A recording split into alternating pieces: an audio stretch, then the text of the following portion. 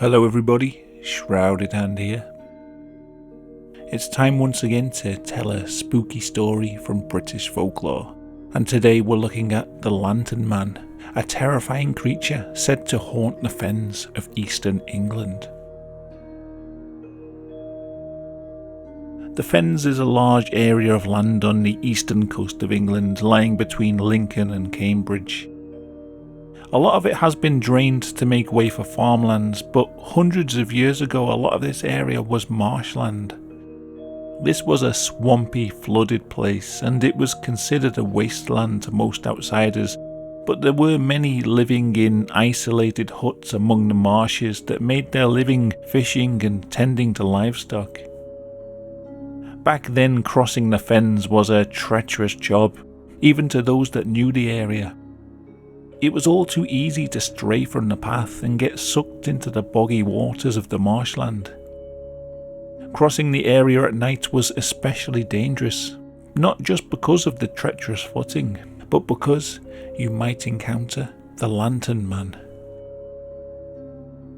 As the name implies, this creature looks like a normal man carrying a glowing lantern. Sometimes his light could be seen among the reeds of the marshes, moving about in an erratic fashion. Anyone trying to get closer would find themselves falling into the murky waters to drown.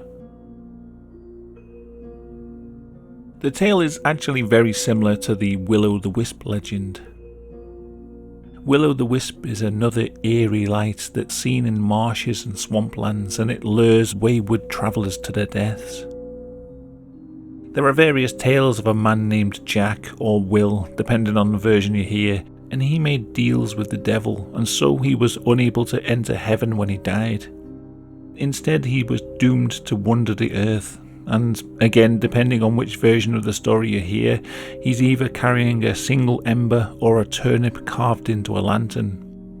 He now wanders the marshes and takes his revenge on humanity by tricking people into drowning when they attempt to follow his light. Interestingly, this is where the jack-o'-lantern originates from. Other legends say that these lights are the spirits of babies that died before they were baptized, doomed to wander the earth as disembodied lights.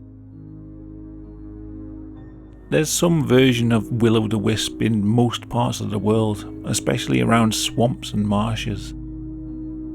The name might change, but the description is remarkably similar.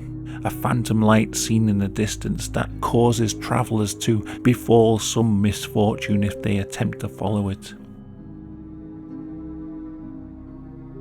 There is some explanation for these lights.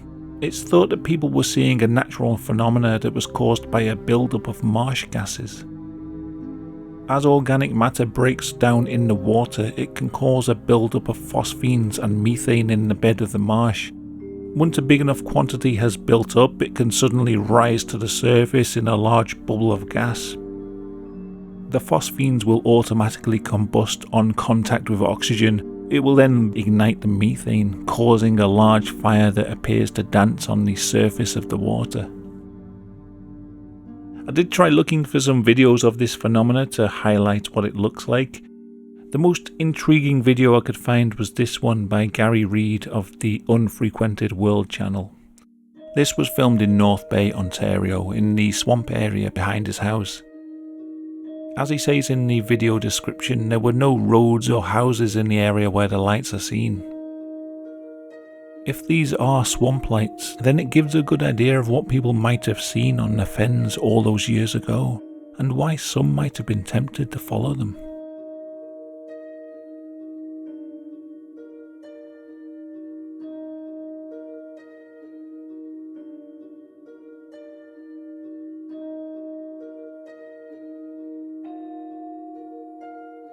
I'll put a link to that video in the description, so go check out Gary's channel. He's got loads of videos on there and it's pretty entertaining.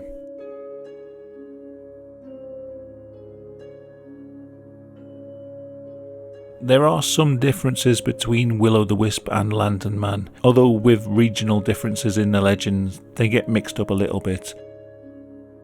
I suppose the main difference is that Will-o'-the-Wisp usually only appears as a dancing light, whereas with the Lantern Man, the apparition of a person is seen carrying the light.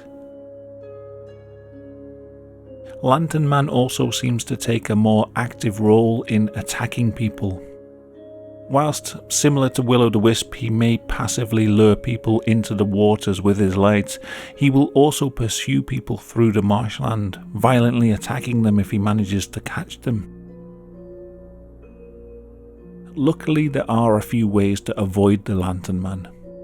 Obviously, avoiding the marshes at night would be the best bet, but if that's unavoidable, then there are some measures you can take to escape his clutches. A book from 1873 titled The Eastern Counties Collectanea has a tale of one person who escaped the Lantern Man. It says, "The Lantern Man in East Norfolk, not satisfied with haunting the 101 fens and broads, has an unpleasant habit of following the wayfarer home and lighting up his windows from the outside. He is said to be awfully angry if you cross the meadows at night with a lantern. Once I heard of one following a man while he was carrying a lantern one night. The man knew what to do. He set the lantern down and ran away as if the devil kicked him. When he ventured to look round, there was the Lantern Man kicking the lantern over and over again." So it seems the Lantern Man is attracted to lights carried by other people. He's also attracted to the sound of whistling. Maureen James wrote about this in her paper, Investigating the Legends of the Cars. Sportsmen on the Cambridgeshire marches at night would never whistle to their dogs, as whistling was seen as a certain means of calling the Lantern Man. Such a creature was seen by a Norfolk man who, crossing the meadows at night, whistled to his dog and brought up a Lantern Man. The whistler bolted for shelter into a friend's house, who, in bravado, brought out a horn lantern on a long pole. The Lantern Man hurled himself at it, and the lantern was found with all the horn burnt up as though it had been in a fire. However, the usual method of protection from the apparition was to lie face downwards with the mouth buried in the mud so that the Lantern Man will pass over the prostrate body.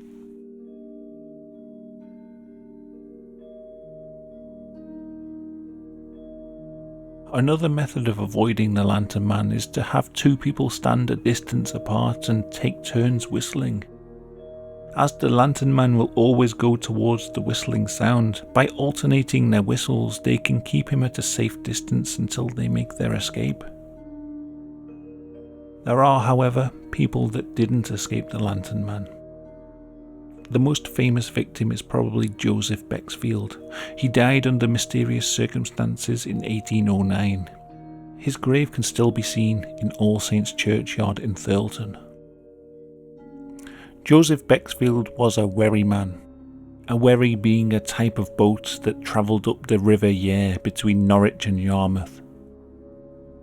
One night, Joseph and his fellow wherrymen tied up their boats at Thirlton Staithe and made their way along a path through the marshes to the White Horse Inn, where they planned to stay the night. Later that evening, as they were sat around the table, Joseph remembered that he'd left a parcel for his wife on the wherry, and he decided to go back and retrieve it.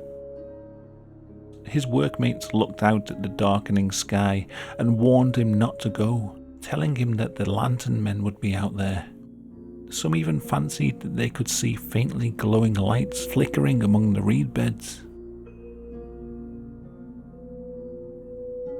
Joseph scoffed at the idea, saying that he knew the path well and would be back in no time, and so he headed off alone into the night.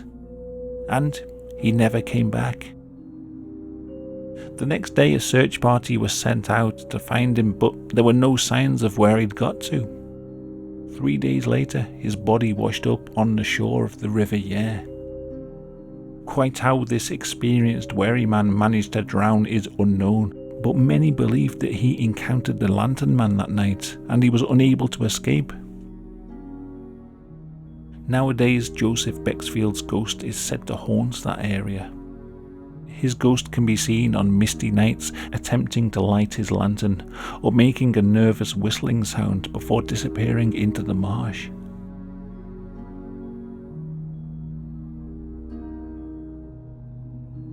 As the marshes dried up, sightings of the Lantern Man seem to reduce in number.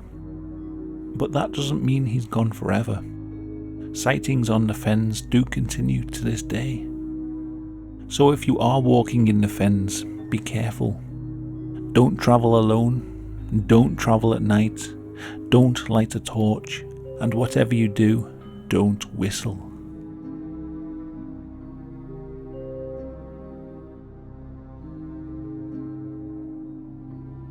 Thank you for watching, and if you found this video interesting, I have made a few others on weird British folklore, so you might like those as well. Big shout out to everyone who's helping keep the channel going. I'm glad you've all been enjoying the content recently. I'm not really sure if these folklore type videos are as popular as my usual stuff, but I like to mix it up now and again, and it's a subject that interests me, so there you go. If you're new here, check out my channel. Here's some more videos you might like, and unless a lantern man eats me in the meantime, I'll see you on the next video. Goodbye.